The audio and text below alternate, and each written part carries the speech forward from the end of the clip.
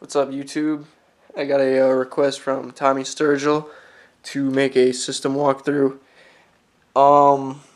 So I might as well do it before I go to DTF tomorrow. So I got my completely rebuilt Ohio generator alternator back today. So I'll show you all that, explain everything to you. First things first, under the hood, we got 8 runs, 4 negatives, 4 positives. The brand new, this is the second one. See if I can zoom in on the stators in there. Nah, I can't really see them. It's a Ohio generator 270 amp alternator.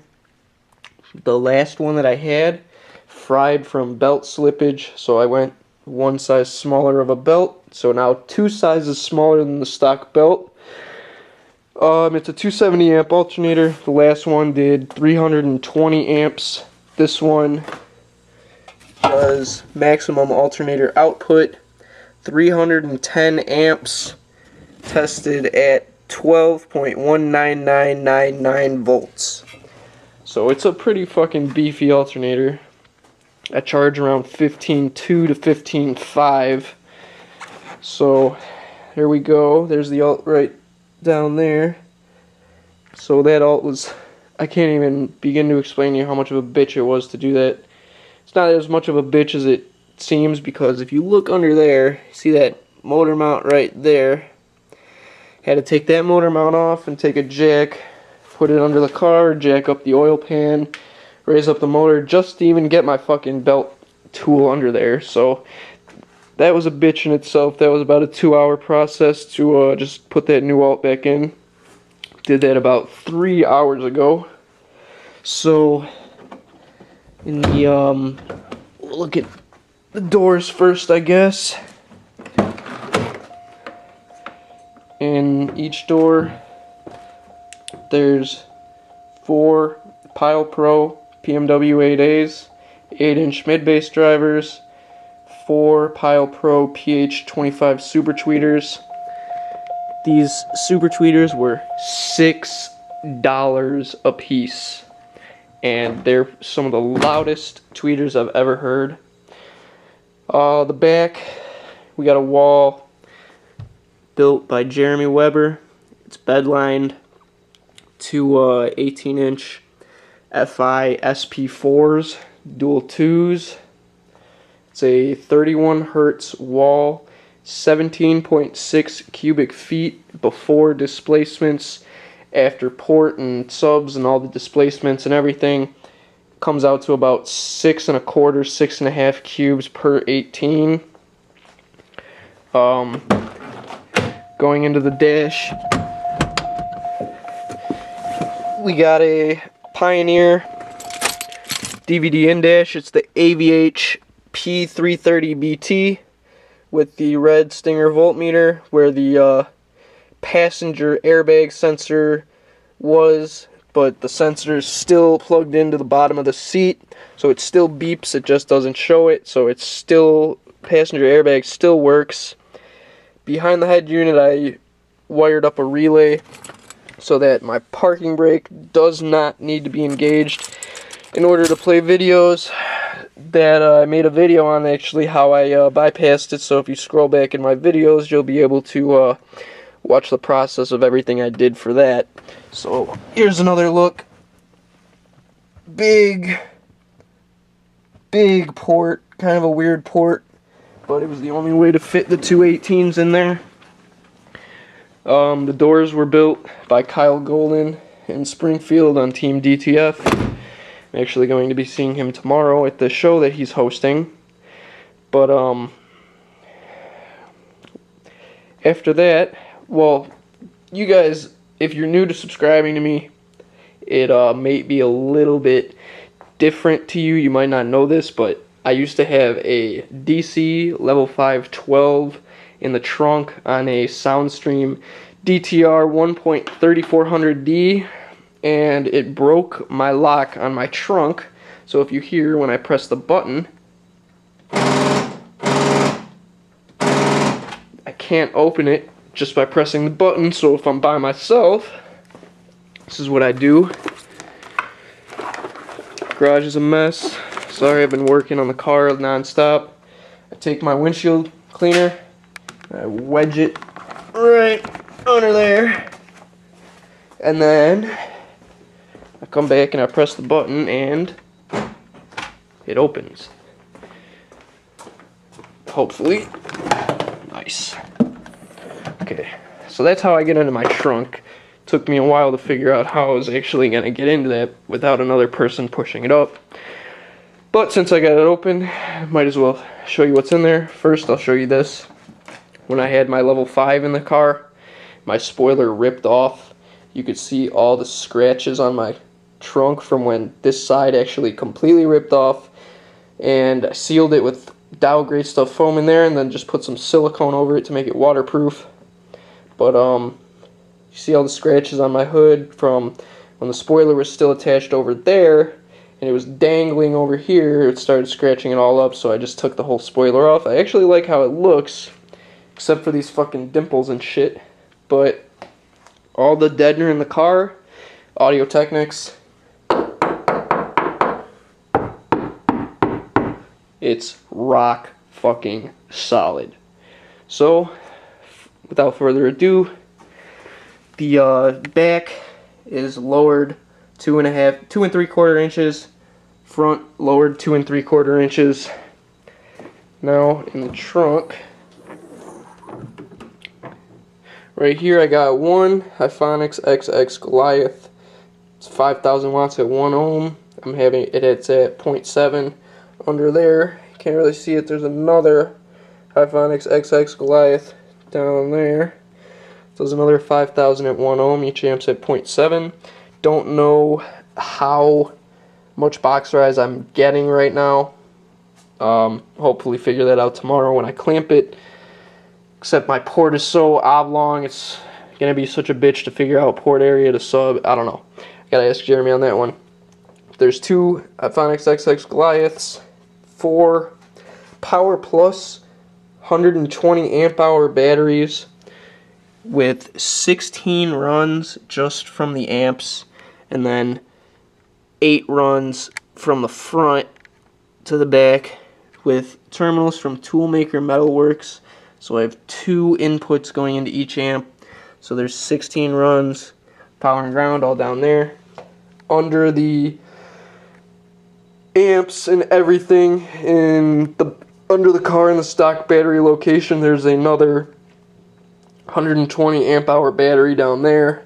And in the spare tire well, there's the Crescendo 1000 C4 that's powering my doors. And it's got custom built active crossovers on it that Kyle built me when he built my doors. It's 1 per door. That's all in the spare tire well, so there's absolutely 0 room left in this trunk.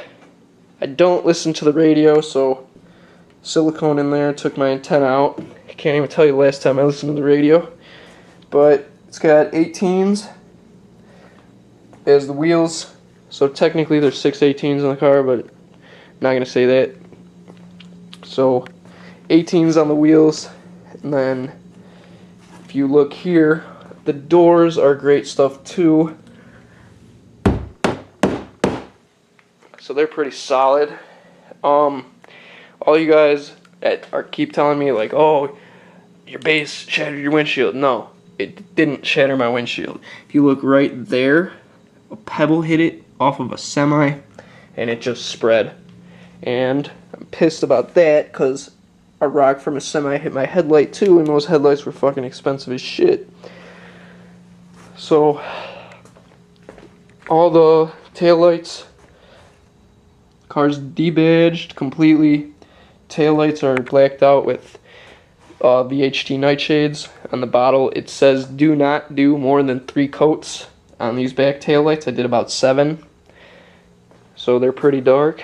Then I came up here and I did 1 layer on the headlights, so they look pretty cool.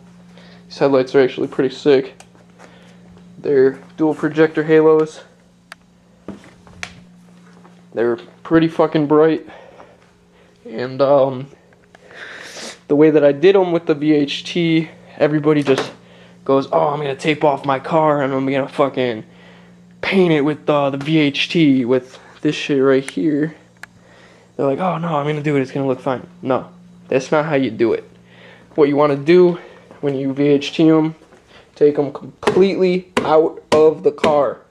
Wash it with soap and water, dry it off, wet sand it, wash it with soap and water again, spray a light coat, let it dry, spray another light coat, and if you look,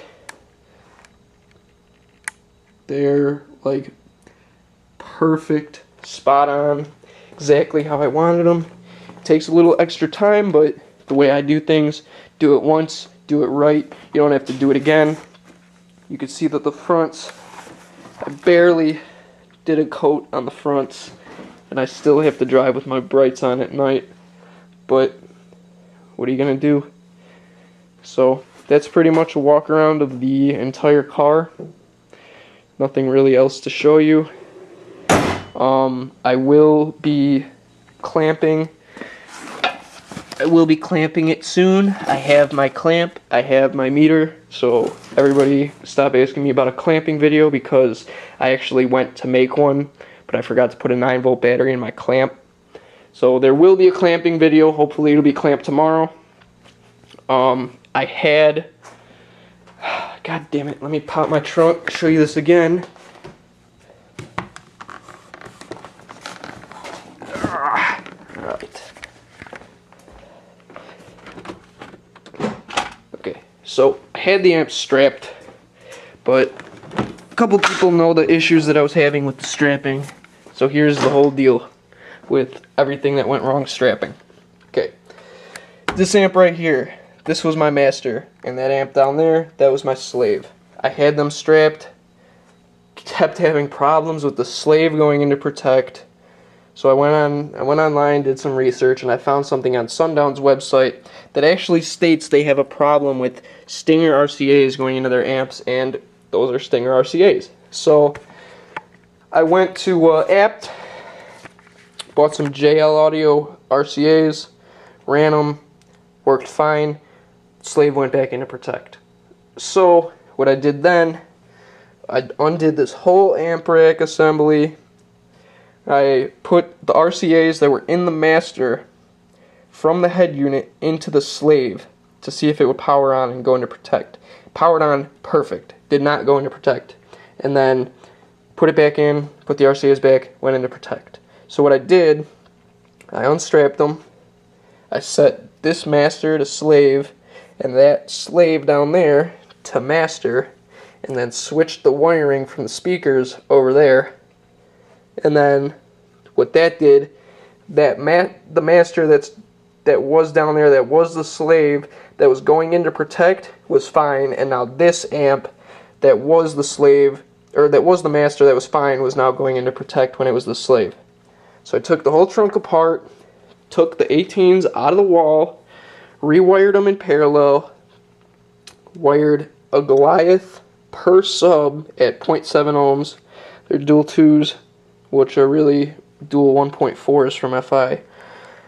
So I wired them up, tuned the bottom amp with my DD1, set all the gains, matched all the low pass, everything on the top amp, put my multimeter in the speaker terminals on AC voltage, measured the volts, it was like 90.9 volts or something, and then spent about 15 minutes trying to gain match this one because it's so goddamn sensitive.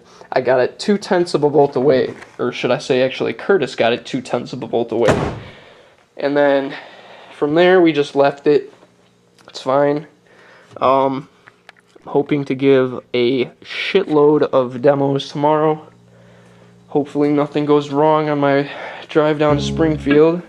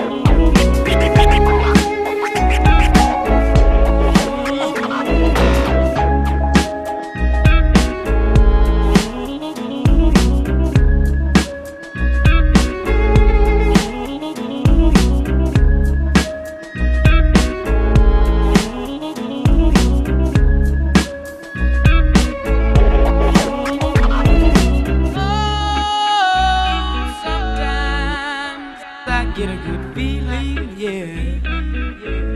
Get a feeling that I never had before. No, no, I get a good feeling, yeah.